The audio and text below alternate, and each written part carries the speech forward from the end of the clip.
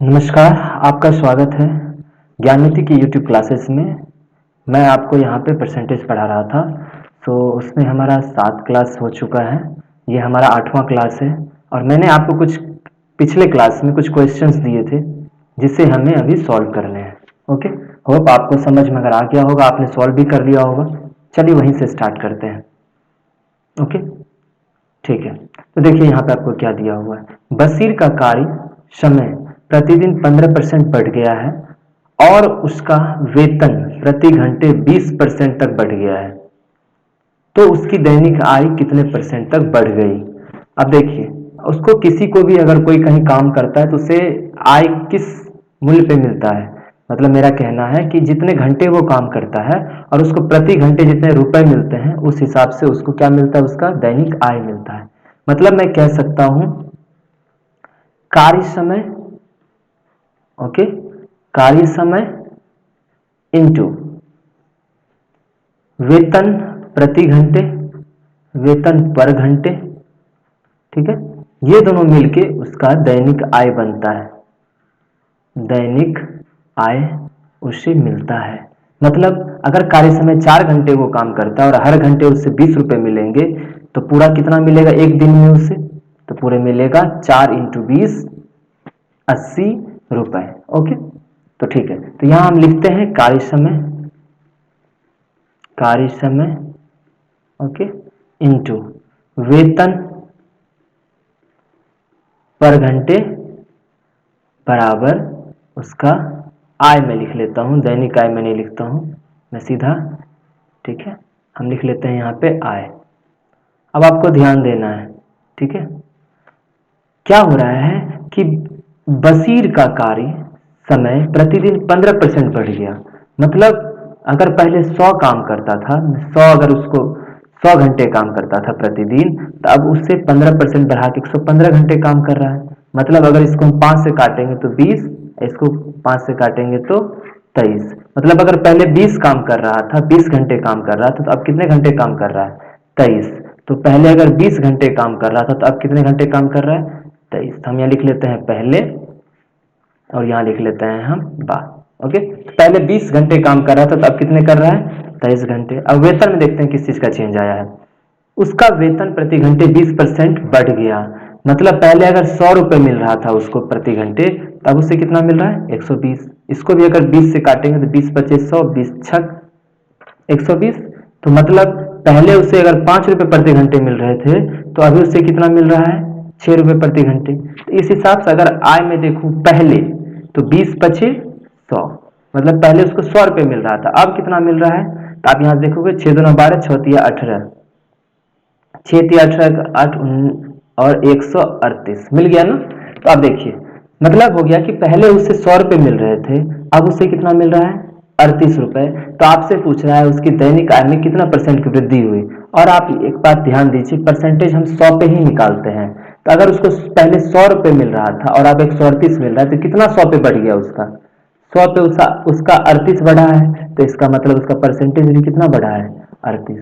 तो मैं उसे करके भी दिखा देता हूँ, परसेंटेज वृद्धि में देख लेता हूँ आय में, ठीक है। तो इसमें क्या करते हैं, कितना बढ़ा है, 38। मिलता कितना था पहले, 100, इंटू 100 कर देंगे तो हमें परसेंट आएगा। तो 100 से 100 कट जाएगा तो मुझे क्या आ गया, बराबर 38%, 38% इसका आंसर हो गया, ठीक है। चलिए अब नेक्स्ट क्वेश्चन की तरफ चलते हैं। ये इस तरह का क्वेश्चन हम पहले भी आपको करवा चुके हैं पिछले क्लास में भी, और हम ये 2-3 क्वेश्चन दिए भी थे कि आप खुद से भी करके आना, ठीक है। तो चलिए नेक्स्ट क्लास देखते हैं, ठीक है। तो अब देखिए यहाँ पे क्या बोला है आपको कि तेल का मूल्य कितना बढ़ जाता है, आपका तेल का मूल्य 20% तक बढ़ जाता है, किंतु इसकी खपत इतना तक कम हो जाती है।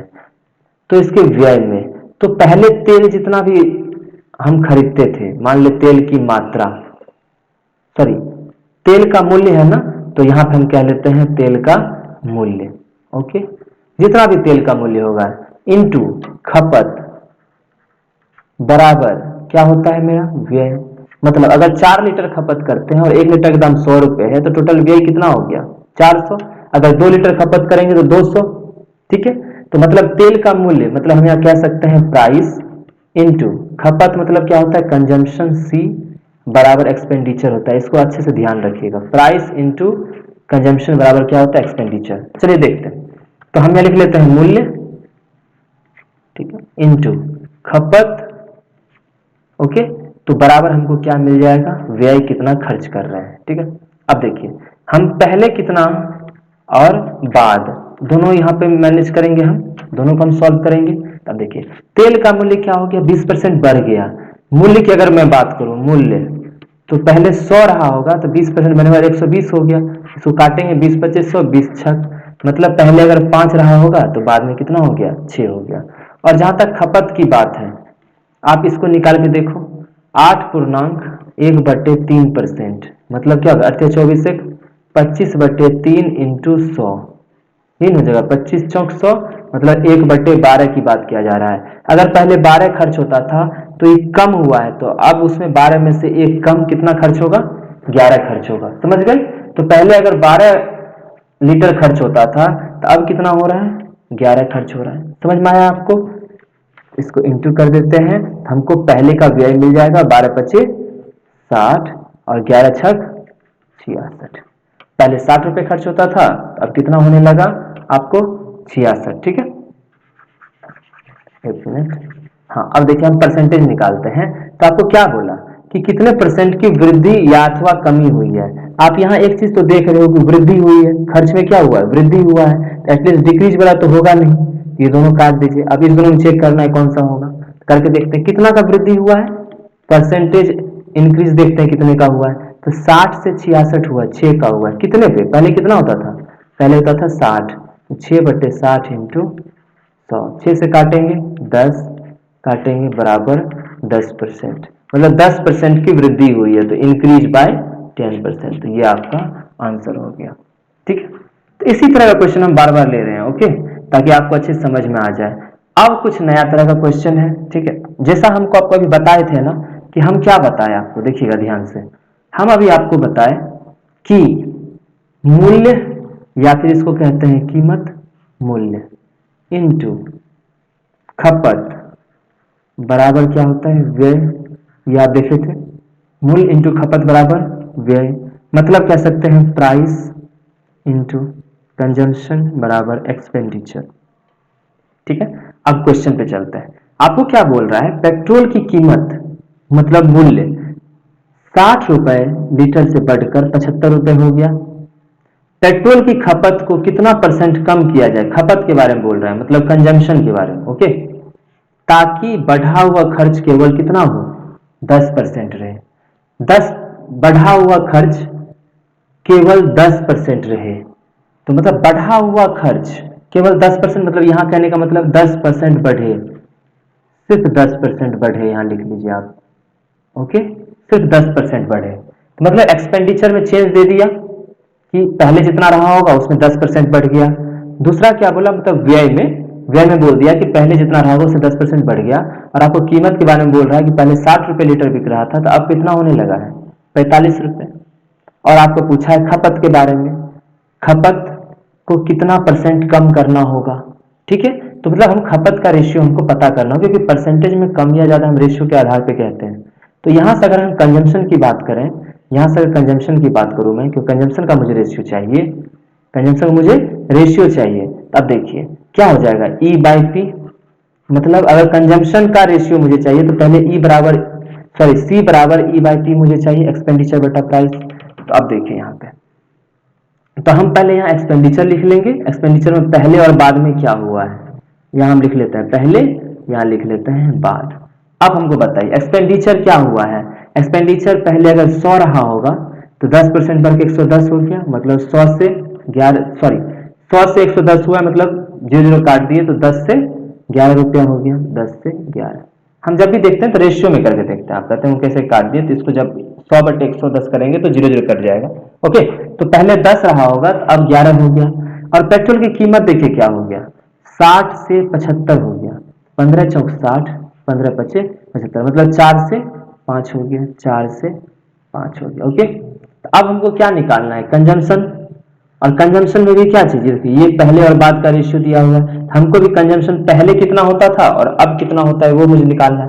एक बात बताइए मुझे, कंजम्पशन पहले का चाहिए तो पहले का ही ना एक्सपेंडिचर में पहले के प्राइस से हम डिवाइड करेंगे, पहले के एक्सपेंडिचर में पहले के प्राइस से डिवाइड करेंगे। तो इसको आप डिवाइड करो 10/4, 10 में 4 से डिवाइड करो तो कितना हो जाएगा 5/2, 2 से काटेंगे 5, 2 दूनी 4, इधर हो जाएगा पहले 5/2 होता था और बाद में कितना होने लगा 11/5। अब आप जानते हो इस दोनों फ्रैक्शन का अगर रेशियो निकालेंगे तो क्या आ सकता है, देखिए 5/2 भागे 11/5 कर रहे हैं ना, तो बराबर 5/2 इंटू 5 आपको हो जाएगा 11, 25, अगर इसको हम निकालेंगे तो ऊपर हो जाएगा 25/22, 25 और 22, यही हुआ है ना 11 दूना 22। मतलब पहले अगर 25 खर्च होता था तो अब कितना हो रहा है 22 हो रहा है। तो आप ये देखिए घट रहा है कि बढ़ रहा है, तो आपको हो गया यहाँ क्या हो रहा है घट रहा है, क्या हो रहा है घट रहा है। एक तो इतना समझ में आ गया कि यहाँ क्या हो रहा है कमी हो रही है, ठीक है।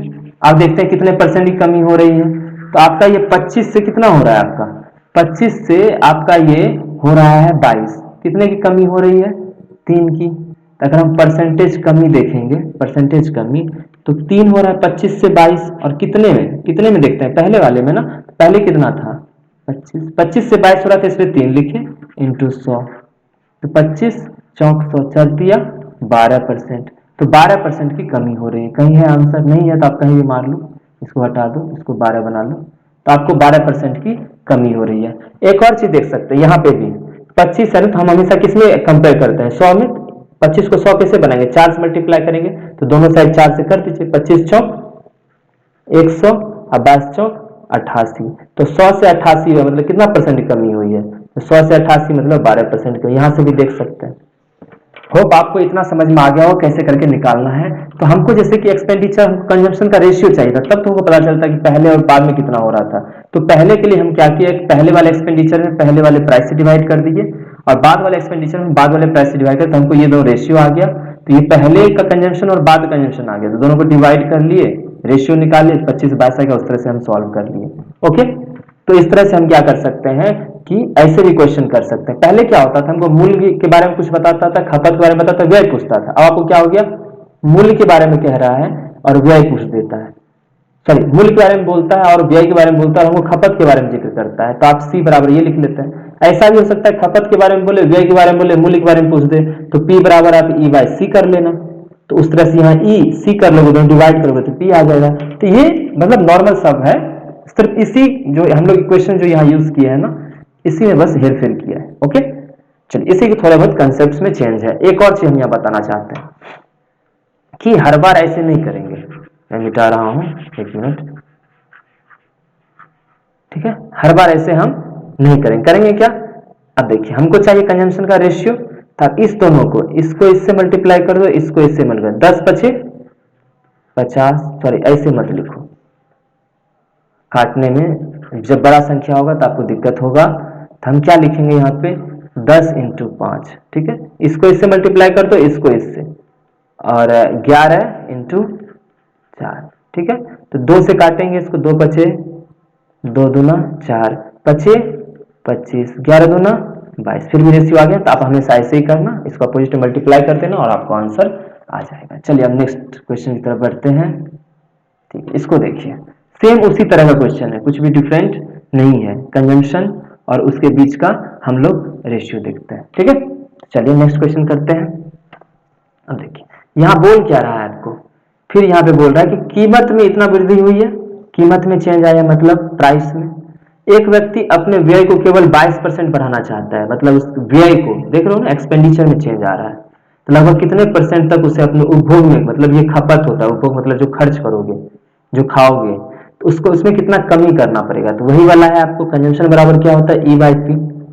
फिर से आपको यहाँ लिखना पड़ेगा E, यहाँ लिखना पड़ेगा P, यहाँ लिखेंगे पहले और यहाँ लिखेंगे बाद, ठीक है।